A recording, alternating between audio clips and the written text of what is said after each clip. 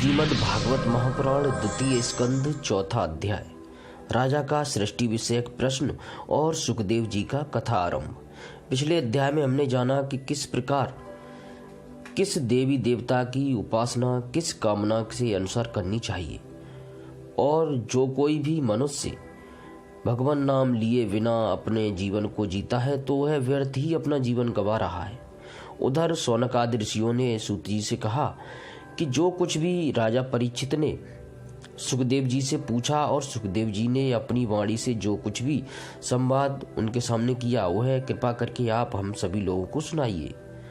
अब आगे सूत जी कहते हैं, सुखदेव जी के वचन भगवत तत्व का निश्चय कराने वाले थे। उत्तरानंदन राजा परीक्षित ने उन्हें सुनकर अपनी शुद्ध बुद्धि भगवान श्री कृष्ण के चरणों में अनन्य भाव से समर्पित कर दी। शरीर, पत्नी, पुत्र, महल, पशु, धन, भाई बंधु और निष्कंटक राज्य में नित्य के अभ्यास के कारण उनकी दृढ़ ममता हो गई थी। एक क्षण में ही उन्होंने उस ममता का त्याग कर दिया।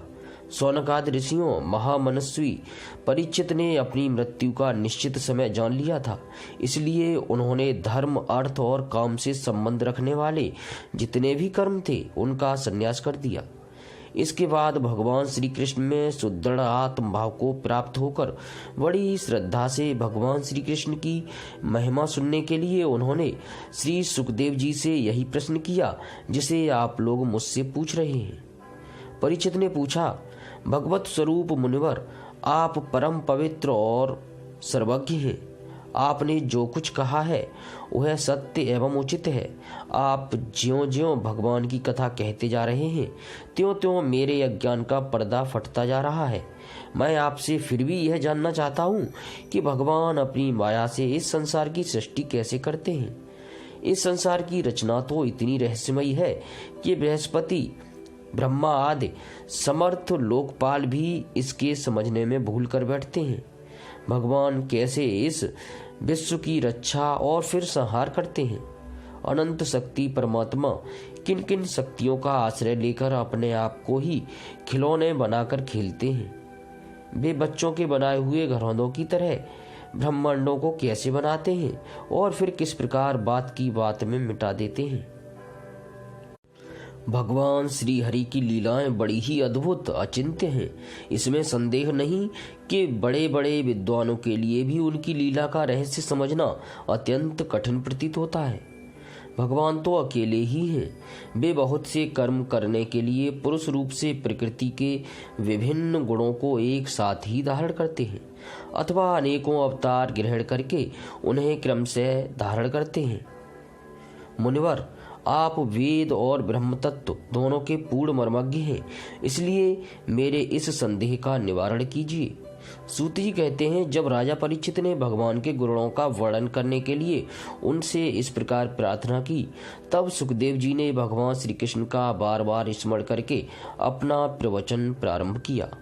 श्री सुखदेव जी ने कहा, उन पुरुषोत्तम भगवान के चरण कमलों में मेरे कोट कोट प्रणाम हैं, जो संसार की उत्पत्ति, स्थिति और प्रलय की लीला करने के लिए सत्व, रज और तमोगुण तीन शक्तियों को स्वीकार कर ब्रह्मा, विष्णु और शंकर का रूप धारण करते हैं, जो समस्त चर अचर प्राणियों के हृदय में अंतर्यामी रूप से विराजमान हैं, जिनका स्वरूप और उसकी उपलब्धि का मार्ग बुद्धि के विषय नहीं है, जो स्वयं अनंत हैं तथा जिनकी महिमा भी अनंत है।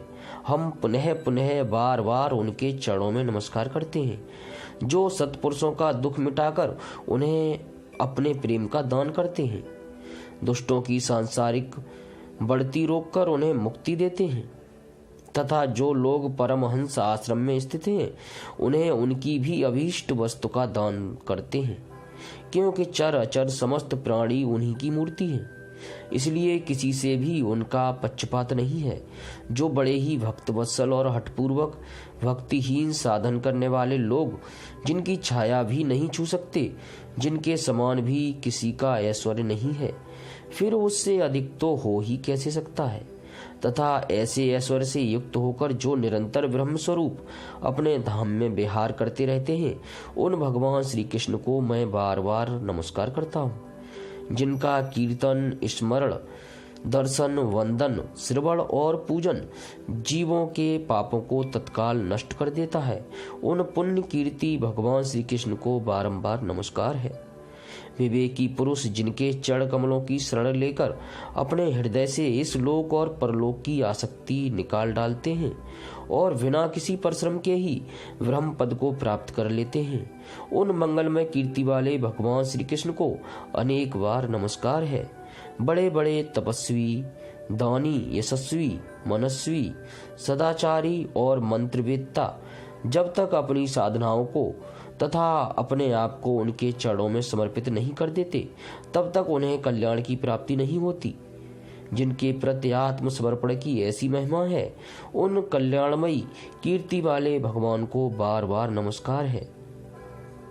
किरात, हूण, आंध्र, पुलिंद, पुलकस, आभीर, कंक, यवन और खस आदि नीच जातियां तथा दूसरे पापी जिनके शरणागत भक्तों की शरण ग्रहण करने से ही पवित्र हो जाते हैं, उन सर्वशक्तिमान भगवान को बार बार नमस्कार है। वे ही भगवान ज्ञानियों के आत्मा हैं, भक्तों के स्वामी हैं, कर्म कांडियों के लिए वेद मूर्ति हैं, धार्मिकों के लिए धर्म मूर्ति हैं और तपस्वियों के लिए तप स्वरूप हैं। ब्रह्मा, शंकर आदि बड़े बड़े देवता भी अपने शुद्ध हृदय से उनके स्वरूप का चिंतन करते और आश्चर्यचकित होकर देखते रहते हैं। वे मुझ पर अपने अनुग्रह की प्रसाद की वर्षा करें, जो समस्त संपत्तियों के स्वामिनी लक्ष्मी देवी के पति हैं, समस्त यज्ञों के भोक्ता एवं फलदाता हैं, प्रजा के रक्षक हैं, सबके अंतर्यामी और समस्त लोकों के पालन करता है तथा पृथ्वी देवी के स्वामी हैं, जिन्होंने यदुवंश में प्रकट होकर अंधक, वृषण एवं यदुवंश के लोगों की रक्षा की है तथा जो उन लोगों के एकमात्र आश्रय रहे हैं। वे भक्त वत्सल संत जनों के सर्वस्व श्री कृष्ण मुझ पर प्रसन्न हो। विद्वान पुरुष जिनके चरण कमलों के चिंतन रूप समाधि से शुद्ध हुई बुद्धि के द्वारा आत्म तत्व का साक्षात्कार करते हैं तथा उनके दर्शन के अनंतर अपनी अपनी मत और रुचि के अनुसार जिनके स्वरूप का वर्णन करते रहते हैं, वे प्रेम और मुक्ति के लुटाने वाले भगवान श्री कृष्ण मुझ पर प्रसन्न हो। जिन्होंने सृष्टि के समय ब्रह्मा के हृदय में पूर्व कल्प की स्मृति जागृत करने के लिए ज्ञान की अधिष्ठात्री देवी को प्रेरित किया और वे अपने अंगों के सहित वेद के रूप में उनके मुख से प्रकट हुई। वे ज्ञान के मूल कारण भगवान मुझ पर कृपा करें, मेरे हृदय में प्रकट हो। भगवान ही पंच महाभूतों से इन शरीरों का निर्माण करके इनमें जीव रूप से शयन करते हैं और 5 ज्ञानेंद्रियां, 5 कर्मेंद्रियां, 5 प्राण और 1 मन इन 16 कलाओं से युक्त होकर इनके द्वारा 16 विषयों का भोग करते हैं। वे सर्वभूतमय भगवान मेरी वाणी को अपने गुणों से अलंकृत कर दें। संत पुरुष जिनके मुख कमल से मकरंद के समान झरती हुई ज्ञानमयी सुधा का पान करते रहते हैं, उन वासुदेव अवतार सर्वज्ञ भगवान व्यास के चरणों में मेरा बार बार नमस्कार है। परीक्षित, वेद गर्भ स्वयंभू ब्रह्मा ने नारद के प्रश्न करने पर यही बात कही थी जिसका स्वयं भगवान नारायण ने उन्हें उपदेश किया था और वही मैं तुमसे कह रहा हूं। 4था अध्याय समाप्त। जय श्री कृष्ण।